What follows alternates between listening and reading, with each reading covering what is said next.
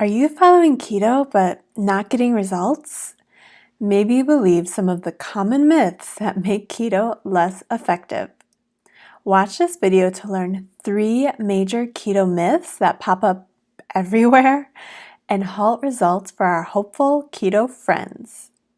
Hit the subscribe button and click the bell so you can learn everything I learned about losing more than 100 pounds each Wednesday. I busted through these myths to get my success story. Now let's work on yours. Keto is popular because people get results. The more popular keto gets, the more myths emerge. Just because a strategy worked for one person doesn't mean that that strategy will work for everyone. We are all different, which means we all need to tweak keto to work for us. If you closely monitor every calorie and carb that enters your mouth for keto success, watch this video to make keto so much easier for you. Myth number 1. You must eat less than 20 grams of carbs to get into ketosis. While many keto hopefuls will find success by eating 20 grams of carbs on keto, 20 isn't always the magic number. Some people need to consume more carbs in order to feel sane on keto while still getting results. Some people find success with less than 20 carbs. 20 isn't the magic number that works for everyone. It's basically a guideline of where to start, but that number often has to be tweaked for keto success. If you don't feel human while eating 20 grams of carbs each day, tweak that number to figure out where you feel good while also getting results. The keto police aren't even real, and they're not going to hunt you down if you test out 30 grams of carbs while following keto. At least, I don't think they will. I know some of those keto police on the message boards take this stuff very seriously, so maybe be careful who you talk to about testing your boundaries. Myth number 2. You only need to eat 20 grams of carbs to get into ketosis. Those who say that you only need to drop carbs to under 20 each day in order to get into ketosis are wrong. Very, very wrong. While only having to lower carbs to under 20 per day may be enough to get some people into ketosis, many others need additional steps to get into a fat-burning state. Some of these other steps can include eating more fat, moderating protein intake, focusing on other lifestyle factors like sleep and stress, or even removing ingredients that they're sensitive to like dairy, nuts, or artificial sweeteners. There's no diet in existence that is a one-size-fits-all plan.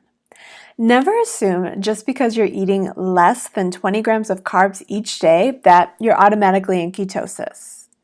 I had a client who took this word as gospel, and she was devastated that she wasn't seeing results. Once we worked on other important lifestyle factors for her, she finally got the results that she wanted after months of dropping carbs with 0 results. If you follow this approach and you're getting the results that you want, that's great. But if you only lower carbs and you don't experience results, dig deeper into other aspects beyond only cutting carbs. All right, let's chat about your magic number. Is 20 grams of carbs magical for you? Or have you had to experiment and tweak keto?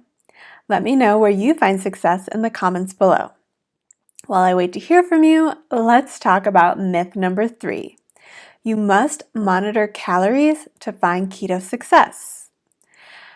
Can calorie counting just die already? I counted calories unsuccessfully for more than 20 years. Trying to outweigh your body by taking in less calories than you expend just doesn't work in the real world, at least not for lasting results. Sure, I always saw temporary results with counting calories, even while keto, but these temporary results were accompanied by absolute diet misery followed by weight regain every single time. Counting calories on keto can actually do more harm than good. I have seen student after student find success in our Keto Decoded course once they stopped counting calories and started listening to their bodies. If you're purposely slashing calories on keto, hoping for quicker results, you're telling your body a famine is on the way. Your body will hold on to stored fat no matter how perfect your low-calorie keto macros are. These are 3 of the 10 common keto myths that we get into on this week's Chat the Fat. Tune in so you can be sure you're not falling for any of those other sneaky keto myths. Think about what a hero you're going to be when you like, comment, and share this video with your keto friends, since they're probably falling for these same keto myths. Find the ways that we can connect below, and let's connect. I'll see you next Wednesday to talk more keto myths. Keto is huge right now, which means keto myths run rampant. Let's talk all about them next week.